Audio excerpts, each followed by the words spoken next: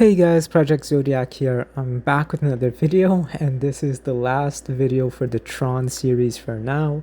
There's still going to be Tron 2.0 whenever I get to that, but for right now, this is everything I've watched, read, and played for the Tron series, and I'm just so excited to talk about this.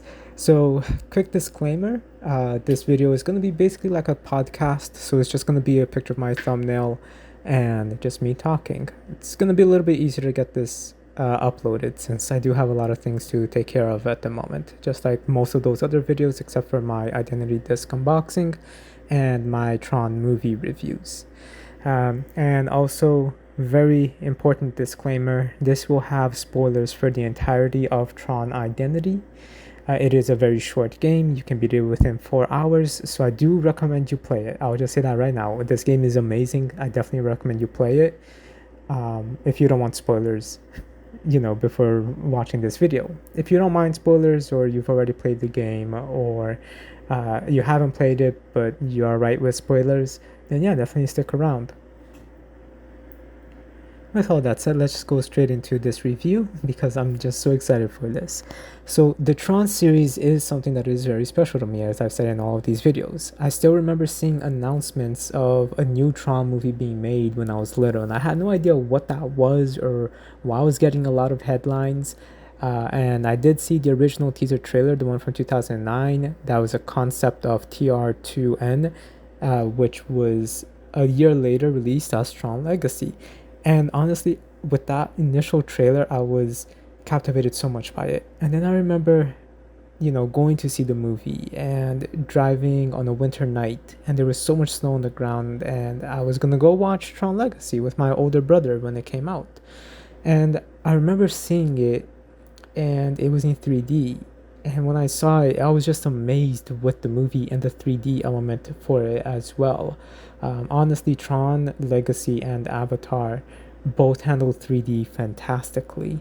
So I was amazed by the movie, as was my older brother. And I remember on the drive home how excited we were talking about it, and it was just amazing. And it had captivated me as much as Avatar did the year before, and later on, sometime after Tron Legacy, maybe a little bit over a year later, as did Xenoblade Chronicles. So for me, these three series go hand in hand as very special things to me, and they kind of fit the same overall tones that were released at the same time. It just works so well, all three of them together. And when I was doing one of these other videos related to Tron, I actually even noticed that Xenoblade is like the perfect mixture of Avatar and Tron put together. So it's really, really cool. So it really adds even more that Xenoblade really is like a mixture of these two. So I just love that. But anyway, I know that Avatar, back when the first movie released, got a video game for it as well, and I could never play it. I didn't really have a PlayStation 3. My brother did, but I didn't really buy any games for the PS3 because it was his PlayStation 3. So I couldn't get Avatar or Tron Evolution, which was the game that came out for Tron Legacy. Even though I love Tron series a lot, I really though never looked at the expanded stuff other than the first movie. So which at the same time isn't even really expanded stuff because it's just the first movie, but the expanded works, the games, the books, all of that, I never really looked into those. The only one though that I can say I did was for Tron Uprising, and I would see a few episodes of it, but I never watched it in full until earlier in the year, in 2024. But yeah, it was only until last year in 2023 where I even discovered Tron Betrayal graphic novel, and and I read that and I reviewed it, and it's amazing. And it's also when I discovered Tron the Ghost in the Machine, which is the comic for Tron 2.0, and even Tron 2.0 as well. So that's a game that I still need to play, as I talked about earlier. So there's still a couple of things I have to play and read in regards to Tron, but when they announced Tron Identity as a new game in this series, and now that we're getting the third movie, Tron Ares, coming out next year, I'm just so excited. So the new movie is still a little far away, and I do hope they continue the Flynn's Live plot that the second movie did, and they did confirm that they would address the ending of the second movie, so we'll see. but I'm still very excited for it.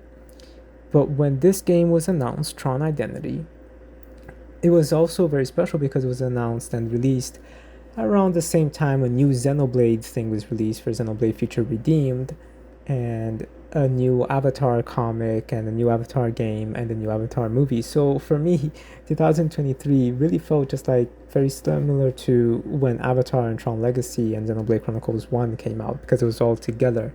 And now for next year, it's gonna be very similar. Now, if we're gonna get Xenoblade Chronicles X remaster or remake, that would be amazing.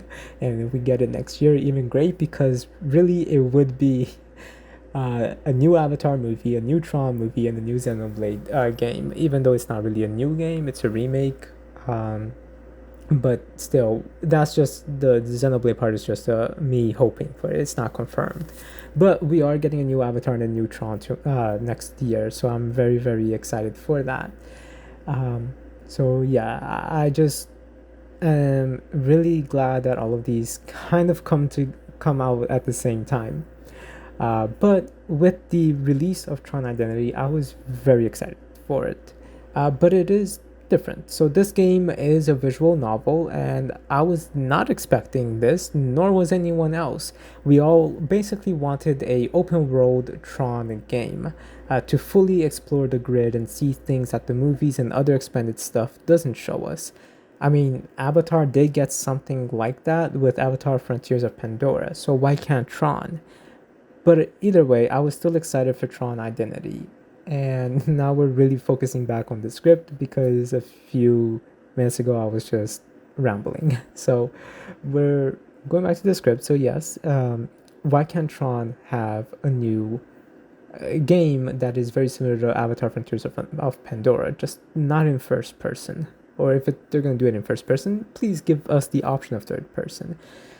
But anyway, even though Tron Identity is a graphic novel, I was still excited for this because it's a new Tron thing, and it is also a canon story. So for me, that was really interesting to see, a canon graphic novel story. All right, let's take a look.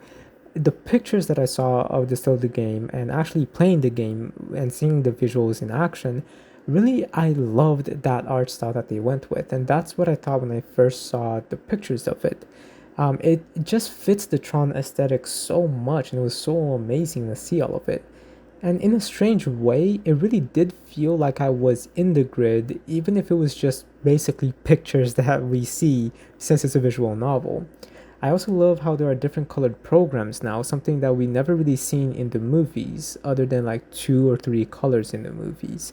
Uh, Technically 4 main colors with slight changes is in the color range, but here, like Tron Uprising, and also in Tron Evolution and Tron Betrayal, we do see that there are so many other color options. We see greens and purples and all the colors from the original movies as well, that being white, blue, red, and orange, and slight variations in those particular 4 color ranges.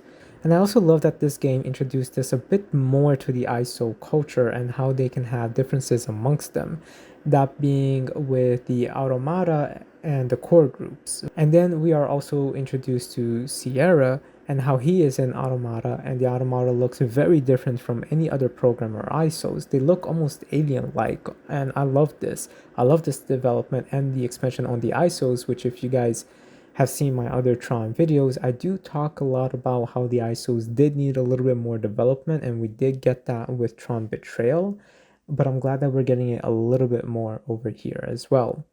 And I also love that this is set after Tron Legacy, and it was confirmed to be set in the year that the game released, so 2023, which will be thousands of cycles in the grid after Tron Legacy. But on top of that, I also love that this game really did expand on what Kevin was doing in making a backup server, a new grid to have all of the ISOs be safe in there and away from Clue. And there were other programs in this new grid as well. And honestly, this whole concept was genius. Though I find it sad that in this new grid, which is called the Arc grid, they have their troubles and they think that the users don't exist and that they will never return, since there's since it's been so long since Kevin was trapped in the actual main grid. So it is interesting to see that for a time, Kevin did go to the arc grid and the main grid, and that the arc grid is definitely a lot newer, and its main purpose, from what I understand within the game, is to be a backup server so that all of the assets can be moved over there in case anything ever happened to them, such as Clue, basically. Um, so I also ended up loving the characters a lot. I thought that they were all really well written, and it was nice to see that not all of the red and orange colored programs are bad, like Legacy in the original movie made them out to be. On top of that, I also love the complex nature of the story with multiple things going on at the same time, though really it's only just three big things, and that's just the explosion and who did that, Proxy coming and trying to find and steal the user key, and the last thing being decided on how to handle the information of the new grid that it's basically going to end. Those are all still heavy things, and honestly, I thought that the story at first was just okay. That is up until we meet everyone, that is all of the characters, and it's a small group of characters. It's about like 5 or 6 characters. After we meet everyone, that is when the story gets really tense. So good, and it was just so well written. Thankfully, it doesn't take too long for that to happen. And as each moment goes by, I was so focused on trying to do what was right and was reacting so much to how the other characters reacted as well.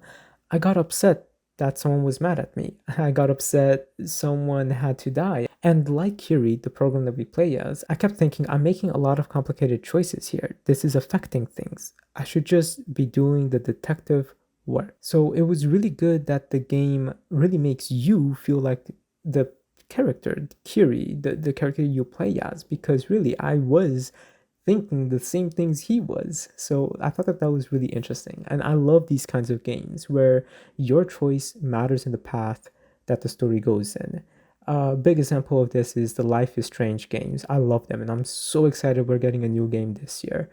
I have played a good amount of these kinds of games in general, and yeah, a lot of these games do have tense moments too, but with Tron Identity, these moments were a bit more given the fact that the game takes place in just one location with just a few people. And this was a complaint that I see many people having in regards to the game. As I mentioned before, a lot of people did complain about the game as a whole. But playing through the story, yeah, even if I had those particular complaints as well originally, I take all of them back because this setting and the little amount of people is really what kept that tension up, and also the time short frame that you have to do everything in. I love this. I thought this was so well done in my opinion. And it really is that example of, don't just judge the thing right away. Give it a chance. Let's take a look and see. If you're judging it really, really badly at first, give it a chance. Let's see if you end up enjoying it. And this is a perfect example of that. And this is also helped by the fact that the ambience, the sound design, and the music, it just all works so well and fits this world and location and situation so much. The music in particular is just so, so, so, so well done. And it really does feel like a true extension on the foundations that Daft Punk made with their music for Tron Legacy. And like the music in Tron Legacy and also in Tron Evolution and also in Tron Uprising, you can hear the music for this game at any time because it doesn't feel like a video game music. It honestly feels like actual electronic music that you would hear in a cyberpunk world, a digital world, or in a club or a rave in the real world as well. I love it a lot, and it really enhanced the game so much. This game does so much right, and I love it a lot. I love how there are so many paths you can take, even if it's on a smaller scale and also a shorter game. It does still offer a lot of replayability because of that, though. But what didn't I like? Well, really, there's only about 4 things I didn't like. The first is the puzzles are just okay. I love the idea behind them and how they are important to the story and trying to figure things out about the situation and recovering memories. And that was a really cool way to also include new features that the identity discs are capable of doing. So I thought that that was really nice. But a lot of the time, the puzzles were a bit not even complex, just annoying and long. So I am glad that there is an option to skip these particular puzzles, which I did for uh, all of the puzzles starting in the halfway mark of the story. So for half of the game, I was doing all the puzzles, but then I just skipped the puzzles. Again, they are not bad, but it's just the same puzzles all the time, and it just gets longer and longer and more overly complex in some parts for no reason. It's not hard, it just becomes really confusing. The second complaint I have is that while I do like that it's short, allowing me to go to another game quicker or allowing me to replay this one a lot more due to how short it is in order to see the other outcomes and the other endings, I still feel like this was just chapter one of a bigger story the way it ends. And I was shocked and extremely curious as to what was going to be happening with the information we received that the grid, this particular grid, the arc grid, was going to die. So for me, it was a bit upsetting that the game just ends there. It was heavy, and the weight of everything that just happened. It's like, okay, so what's the consequences of all of this? This is a lot that's happened and a lot that's been revealed. So is Curie just like, what is he actually gonna do? There are so many paths that are open now from our own actions, and we need to understand what Curie is gonna do. So anyway, I do wish we had more towards the ending than it just ending after this big revelation. Thankfully, though, the makers of the game did say that they have a few other Tron games in the works, so we're probably going to get at least one or two other games for the Tron series, and I really hope that at least one of them picks up right where this one ends. The third complaint I have is that the choices don't really change too much the overall narrative of the story and the ending. That's fine and all, but I do wish there was a bigger focus on the impacts of your choices. But to be honest, that's not technically the complaint that I'm trying to get at. The complaint is because of all of these different paths and endings, normally you would be able to look them up online and see them online, seeing you what path you would have went to, what ending you could have gotten.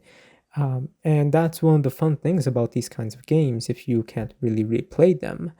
However, when I look up the different endings for this game, I can't find anything, not even on the Tron wiki. The closest thing I can see is that going on a few character pages of the game on the Tron wiki, you can see different outcomes for their arcs, but that was just for a few of them. So this is really upsetting as I do wish to know the other ending options as well without having to replay the game, again, mostly because I have a lot of other games to play.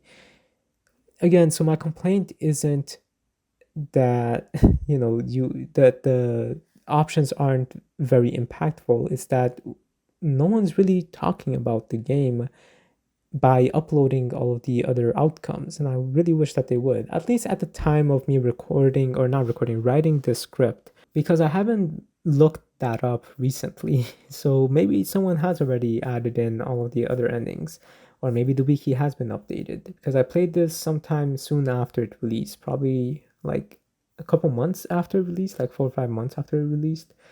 But yeah, this is now 6 months later, so that I'm recording this.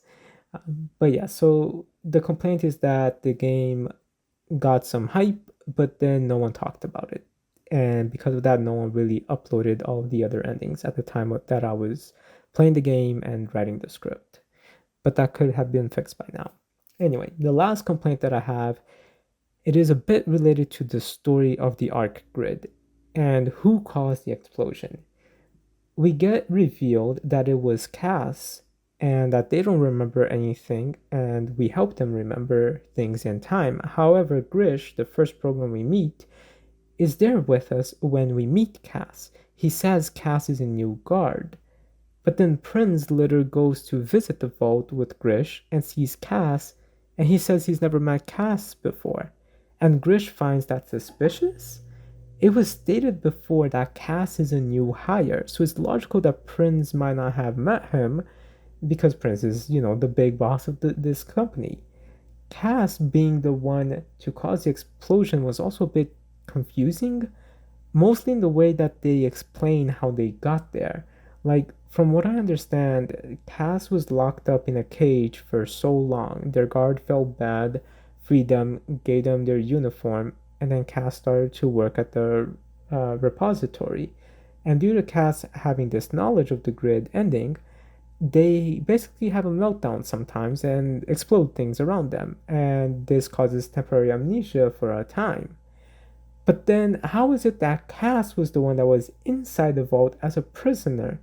That's what I'm not understanding. How was Cass there, but no one, not Grish, Ada, or Prince, knew about it when they say that there was a guard? And Cass states that they are the guard, if I remember correctly.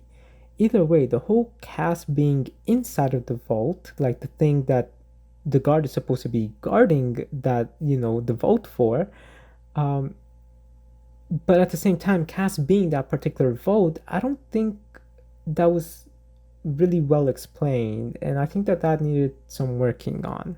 Also, it wasn't really clear that the arc grid is a place for ISOs to be free from clue. I did mention that earlier in this review because, that is what I saw online. So in the game, they do say that Kevin made a new grid, but I thought it was just a backup system for the main grid with fewer programs, not really one specific for just the ISOs. Again, this arc grid being specific for just the ISOs and so that they could be freed from clue is information that I got online when looking at the wiki, not information that I was able to get from the game itself, or maybe I missed a dialogue or something, I'm not sure. Also, that kind of also goes in with how the game does not really make it clear if Kiri and the other programs that are there other than Sierra are ISOs or programs. I thought that they were all regular programs, but the wiki says that they're all ISOs, which would make sense with Sierra being there, as he does talk about being there to try and make peace with the core group of ISOs, which is implied to be a race of, uh, which is implied to be the same race of programs that everyone else in the game is. So that would mean that everyone else is the ISOs. So basically, before reading that on the wiki, I thought that Sierra was a different kind of program called the Automata, and that is very similar to the ISOs, or a very different program type given what Sierra says in general. I didn't really realize that the Automata are a faction of ISOs, and that the core are also a faction of ISOs, and that everyone in this arc grid is an ISO. So I felt like that this wasn't really explained well. Again, I thought everyone was a program other than Sierra and the Automata. I thought that those were a different kind of programs until, that they were just similar to the ISOs in how they came to be. Like an ISO that grew from the arc grid rather than from the main grid. And because it's like a different grid, think about like different countries. You're gonna look different, right? So I thought that that's kind of what that was more similar to. But I guess not. According to the wiki, everyone is ISOs inside of the arc grid, and it's just the difference between the Automata and the core versions of ISOs. So, and then I also have to question if everyone there is an ISO and not just mostly regular programs keeping things in order for Kevin to later transfer the ISOs to it, then why did Kevin transfer the ISOs to it to begin with? The whole point of Tron Betrayal and Evolution and Legacy was showing us that the ISOs, other than Korra, died in the main grid. And I get that this backup system was not part of the story back then, and most likely they didn't plan on this being implemented back then. But still, I think that if they're going to be introducing something new that changes what was established before without retconning it, and when I say retconning, I mean like removing it from canon, not changing it and adding to it, because that's a different kind of retcon. I just mean expanding on what was established before. Then they need to end up basically doing this change in a way that fits the narrative. Because again, unless I missed something, I did not see them mentioning that the arc grid is all ISOs. I thought that they were all programs and the Automata is the third kind of computer being. So, you would have the Automata, you would have the ISOs, and you would have the programs. That's how I understood it when I was originally playing the game. So I think that it definitely needed some establishment. So basically, with the information from the wiki, it makes sense for me that this was a new system made for the eventual transfer of the ISOs because Kevin probably saw there was some conflicts with the program. So I guess he was developing something in secret to have the ISOs have their own place and he could transfer them to them. So Kevin, for me, it makes sense that Kevin probably made regular programs to take care of this new grid, with the automata being a new type of program that came into this new grid, similar to how the ISOs did in the main one, as I mentioned earlier. For me, that's how it makes more sense. But at the same time, then Kevin couldn't transfer the ISOs over in time because of Clue attacking and killing all of the ISOs and trapping Kevin in the main grid. And at the same time, if we go with my understanding of originally how I understood the game, it wouldn't contradict the established lore. And honestly, how I understood it playing the game for me makes sense, which is what I just explained. But I probably did miss something here, or the wiki did, or we both did. I just think that the whole arc grid and ISO situation and the automata situation needed to be explained a little bit better here. But overall though, even if I have this complaint, I did love this game a lot. It really established a lot more lore into the narrative and expanded the world a lot. There is a lot that this game does right, and a bit of it does need work, but honestly, it's alright. I love it still. I really do hope that the new game that this studio is going to make is related to Tron Identity and becomes a sequel, and we get a lot of these things clarified on it. But still, until then, there are still a few Tron stuff for me to look into, which I'm really excited for. But thank you guys for watching and for following my Tron videos. I hope you guys enjoyed them. Let me know what you think about Tron Identity, and if you were also a little bit confused with the whole arc grid, ISOs, and automata as I was. But with all that said, guys, rate, comment, subscribe, and I'll talk to you guys later. Have a good day.